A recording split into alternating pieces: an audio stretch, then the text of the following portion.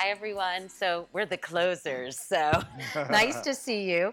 When you reach 5 billion people every day, you wield enormous influence and you have the ability to spark conversations, change minds, and move the needle on a myriad of social issues.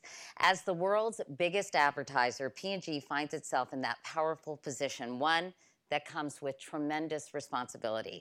That's something Marc Pritchard knows very well. Marc has been an incredible force in ensuring that his company, as well as others, portray women and minorities as human beings, not cliches. And I'm so happy to be able to talk to him because his commercials always make me cry, which is just terrible sometimes, but obviously they're incredibly powerful. So, Marc, I wanted to start by talking about your personal history a little bit because you have been so on the forefront of commercials that promote gender equality and represent girls and women in such a positive, affirmative ways. You have said in the past you come to it honestly. So tell us briefly about the evolution of Marc Pritchard. Wow, okay.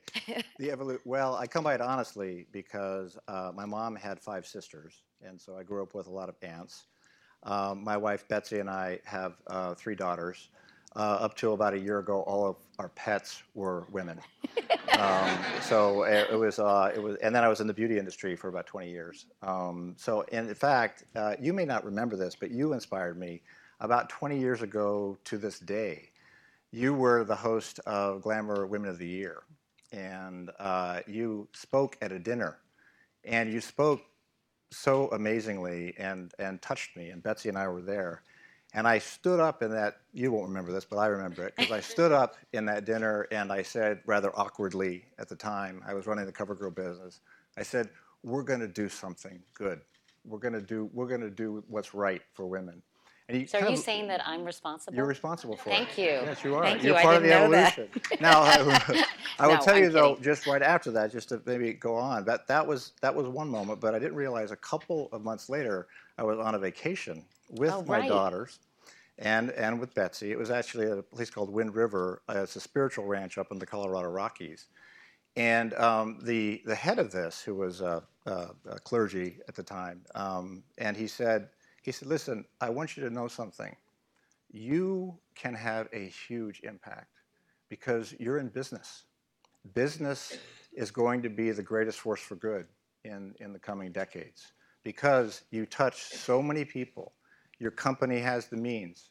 So if you choose to, you can make a difference. And at the time I was running CoverGirl, we just did Easy Breezy Beautiful CoverGirl, refreshed the brand, but the spokespeople we chose were too young, too skinny, and too white. And so we went back, we examined it, and we said we have to change this because this cannot be the standard of beauty that we're pushing. So we changed. We brought in Queen Latifah. We brought in Brandy, Janelle Monáe, Ellen DeGeneres, Sofia Vergara, Pink, Katy Perry, and the rest is history. So it's really made a big difference at that point in time. You know, you recited some pretty upsetting statistics last summer at Cannes when you spoke, including the fact that 28% of TV ads negatively portray women, either through some form of objectification, stereotyping, or diminishing character portrayal. And I'm sure, by the way, Marc, that's an improvement over what it used to be. So tell me why you think this is the case. Why are things moving so slowly when it comes to advertising? Well, one of the things that happened, in fact, in that panel, Madonna Badger was on that panel. And a year before that, she brought out something called Women Not Objects.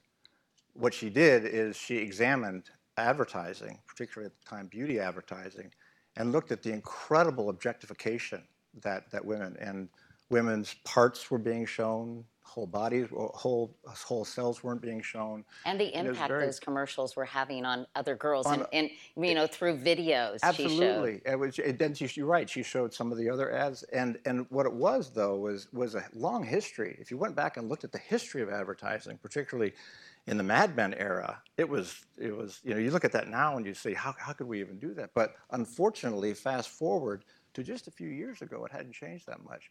I give Madonna a lot of credit for breaking open the ad world and having the ad world start thinking about this. Now, it's still 28% are negatively portrayed. And there's still so much more work to do. Part of the reason is because there's not diversity throughout the creative supply chain. Only 11% of commercial directors are women. Only fewer than 30% of chief creative officers are women. There's even CMOs. There's not enough chief CMOs that are women. So part of the thing that we're working on now is to try to get the entire creative supply chain gender diverse. Alma Harrell, who is a director, directed that ad.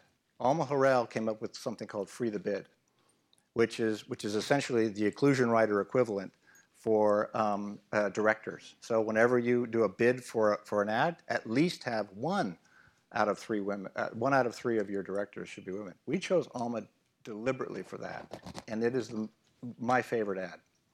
It's beautiful. Tell me about some of the other initiatives, like We See Equal, Yeah. which is so powerful, as well as the Like a Girl campaign. Why don't you start with We See Equal, Marc? I will. You know, We See Equal is something. Carolyn Tastad, who spoke earlier today, is our group president of North America and is our gender equality sponsor and executive sponsor, and is I consider we are great partners. What she did is a few years ago brought Gina Davis actually to Cincinnati, and Gina exposed the gender inequality in Hollywood at the time. What Carolyn did is she said, you know, it was actually as part of one of our internal efforts that we had where we wanted to really try to move forward on gender equality inside of our own company. Carolyn then commissioned, actually, Madonna Badger again. Who's, by the way, a truly remarkable human being. Unbelievable. You all should look her up because she has an extraordinary and tragic life story. But yes, the way she has been so resilient is a truly remarkable thing. You will recall her story when you look her up. But yes, go but ahead. Amazing, because she created We See Equal at Carolyn's direction, and it became a rallying cry inside of our company. And at the time, what we just made a commitment that we were going to be gender equal at every level in the company. We still have a ways to go. We're not there. We're not happy. We actually talked about it yesterday, that we have more work to do. But we also then chose to go outside and use our voice in advertising and decide, when you reach 5 billion people on the planet with a bunch of ads every day, that has an effect on perceptions. So we have a responsibility to make sure that our advertising is gender equal, race equal, and increasingly LGBT equal, and all the other diversity and inclusion. So that was We See Equal. And Like a Girl campaign, yes. You know, it's interesting because in my hour on gender inequality in Hollywood and Silicon Valley, which is tomorrow night on my Nat Geo docuseries, please watch you all. But I went to Harvard and I did an implicit bias test with Mahzarin Banaji.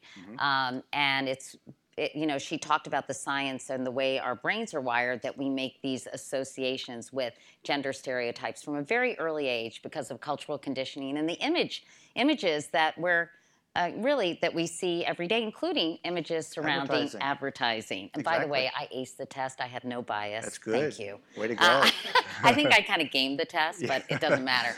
But 80% of women and 75% of men. It's interesting that more women show bias than men. Yeah. But she talked about the Like a Girl campaign, mm-hmm. and how important that was. So the genesis of that was what, Marc? We were at Cannes, which is the Festival of Creativity, where the best creativity gets awarded. The Always team was sitting wistfully and watching another company win a bunch of awards. And they said, you know what? And I remember that they said, we're going to come back here a year from now and we're going to change the world. And they came back and they went off and they did some consumer research, which was excellent. And they found that this outrageous fact, they call it, 50% of girls when they hit puberty have this major drop in confidence, much greater than boys. And it's because of a number of different things, not the least of which is comments like, you do that like a girl, which is a demeaning phrase. So they flipped it. They said, we're going to make Like a Girl mean amazing things. Shortly after that, they had about 50 million views, and they said, we'd like to put it on the Super Bowl. We had 2 weeks. It was a 3.5-minute version. That would have cost us about $50 million. So we said... So you ixnayed that. Let's cut it. We said, let's cut it into a 60. And we cut it into a 60. First feminine protection ad on the Super Bowl skyrocketed. and they followed it. They took on emojis. Emojis are biased. They took on the fact that girls are 7 times more likely than boys to drop out of sports when they get, and we put that for the Olympics, which is just, and they've got it. And now, fast forward 3.5 years later, number one, the business is growing. It started growing after this. They've spent less than 5% of their advertising budget on Like a Girl, but it has outsized impact because others talk about it. And 76% of people now think Like a Girl is a positive expression versus 19% before. That's an impact. Wow. Isn't that amazing? By the way, I wanted to mention this because I thought it was a fun fact that I discovered in my research preparing this interview. Since we're less than 2 weeks away from the royal wedding, I forgot the fact that Meghan Markle wrote a letter to Ivory dishwashing liquid when she was 11 years old because she objected to an ad that said women all over America are fighting greasy pots and pans. She called you all out for sexism. Yes. And I just wondered, I'm sure that's become part of P&G's lore. Yep. And tell us about that and what you all did as a result. I mean, how cool is that? I love Meghan Markle now. Not that I didn't before, but I love her even more. We changed it to people all over America. Isn't that funny? But we didn't live up to it until just a few years ago when we started advertising things like Ariel, which is the Tide equivalent in India, of dads sharing the load, men sharing the load. And now increasingly, we deliberately ensure that we put men in our advertising doing housework. Well, I noticed that because I featured some of the commercials to show how society was changing in terms of cultural conditioning in the hour that I did. And I included this Tide commercial because I was watching TV and I saw this guy was doing laundry. He was obviously a stay-at-home dad playing dress up with his daughter. He's a really cute ad, by the way. And Sheryl Sandberg once said, if you want to have sex with your wife, don't buy flowers, do laundry. And so I'm curious what the response was to that ad other than a lot of happy dads. I'm not sure I'm not sure I want to answer that question. But I will say this. What we have tried to do now is we want to make men sharing the load normal. And so that's what I think what a lot of the discussion today has been about is making diversity normal. Make that the norm, that men do laundry, that men take care of their kids, that men take care of the babies, and women. And also just make sure that race and sexual orientation and gender is all part of what people see. It's an about accurate representation. Accurate portrayal and representation of people as they are. And the amazing thing is about it, it's not only the right thing to do, it's just the smart thing to do. Well, I was going to ask you, overall, clearly it is the right thing to do, but not only for the product itself, but I'm assuming that some of this is for sort of overall brand, what would you call it, Marc? Brand identity and equity and value and appreciation. Trust. Yeah, and so I don't know how you quantify that.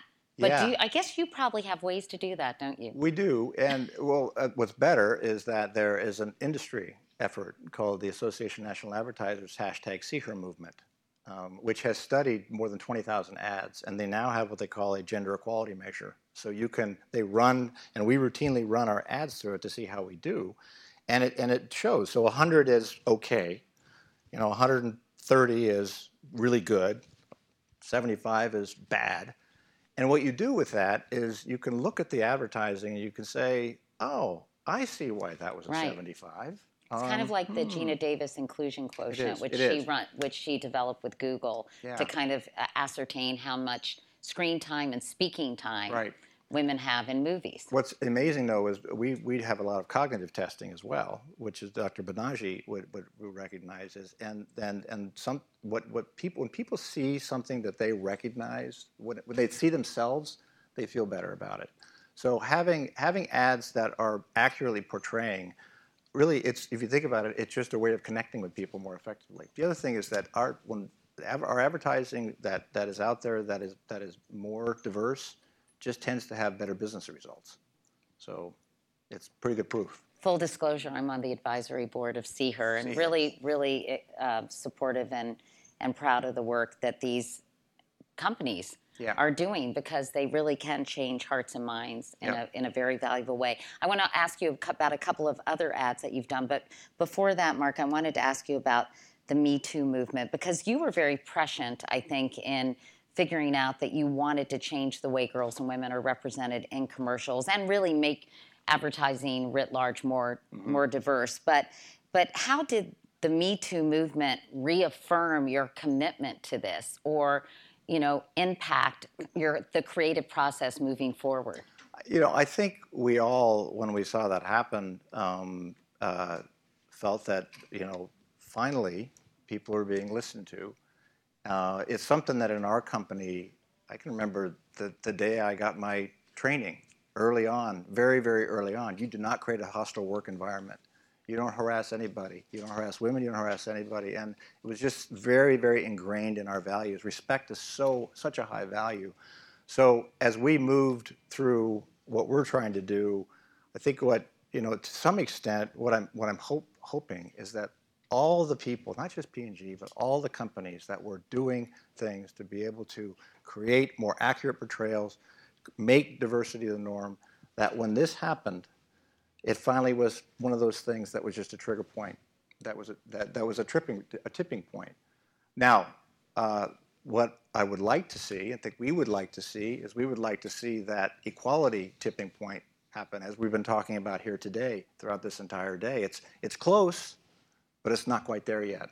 And I think it's going to still take a lot more effort for all companies to be able to make that happen. Well, as you said, too, I think in the green room, you have to undo a lot of history. Yeah. Right? And a lot of cultural conditioning that happens from a very early age, and really flip that script. It's a really important point, Katie, because what's good about all the folks in this room is they're leaders. And leaders have to do a lot of that as well. A lot of what leaders have to do is do their own self-introspection. Ask themselves the question, what were those defining moments that made you think about things differently? And now what are you going to do differently? I had one. I'll give you a story about race. We have another group that we're trying to really advance or improve our Black and Latino and Asian, and I'm the African American Leadership Network sponsor, and we had an ad called Labels, which is about Hispanic labels, the labels that Hispanics are called, and it one hit me pretty hard. And it hit me hard because I'm half Mexican, and because I'd never mentioned it before publicly inside my company for 30 years. And that was a defining moment for me, where I realized, why didn't I do that? I didn't do that because I was afraid of bias. But I spoke about it because leaders have to speak about those things. Because when you speak about those things, it creates a safe environment for people inside the company. I had the privilege of my dad being named Pritchard. His real dad's name was Gonzalez. I had the privilege of looking white.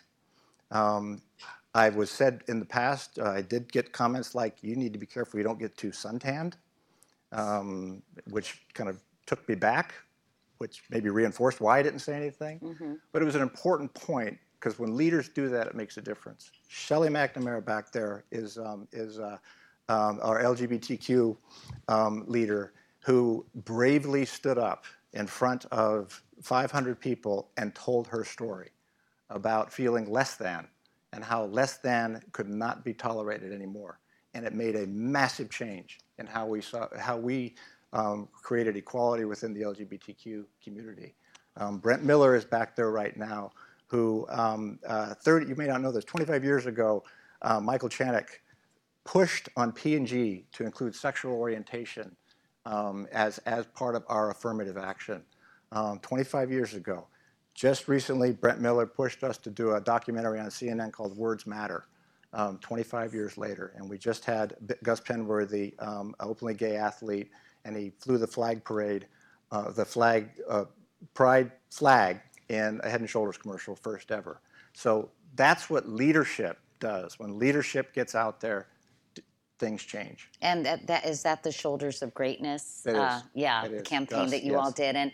And the Let's Talk campaign, I think, is incredibly powerful and really, I think, courageous of you all as a company. Why don't you explain that campaign and the genesis of that? Yeah, that was the campaign 10 years ago. A group of black women created a brand called My Black is Beautiful and created a platform for black women. Because what they recognized is that black beauty there was a standard, and they did some really groundbreaking work to be able to kind of shine the light on bias when it came to black beauty. 10 years later for the anniversary, we wanted to update it and we wanted to relaunch it. And so they went out and they talked to a number of folks and they said, what's going on? They said, really, after all these years, black parents are still having the talk with their kids about slurs, about having to try twice as hard to get half as much, about driving while black, and those things. And so we put it out there and said, look, it was designed to promote a conversation, because we figured with conversation comes understanding, with understanding comes changes in attitudes, with changes in attitudes comes actions. Now we put it out there. There were a lot of people who thought it was great. There was a group of people, mostly white, who said, wow, I had no idea. There was a group of people that said, that doesn't happen in our town. And there was a group of people who were very angry. And we got some very harsh feedback. And what do you do with that? Do you say, well, that's par for the course. If they don't buy our products, we're okay with that? We moved forward. We actually doubled down. We went out and talked about it. We talked about the purpose of it was to have a conversation. And we had conversations. And then we came out and we worked with ABC. Anthony Anderson created an entire episode on Blackish and aired it nationally. And we just said, this is something we have to keep going. Now, was it perfect? No, because one of the things that this ad didn't have is it didn't have a representation of black men. And so now we're working on an action for black men. That came from feedback and conversation. And so what we learned from this is, as hard as it was, this is some of the most hateful mail I've ever seen. As hard as it was, we said, we gotta keep going. And we have to keep promoting conversations and use our voice and use our convening power to be able to create action and make a difference. So, well, you're doing incredible work. We're out of time. I could talk about this all day. I think we have to figure out how to clone you and make a lot more Marc Pritchard. We have a bunch of clones back there. This is a team effort. Thank you so much, All right, Marc. thank you, Katie. Thank you. I appreciate that.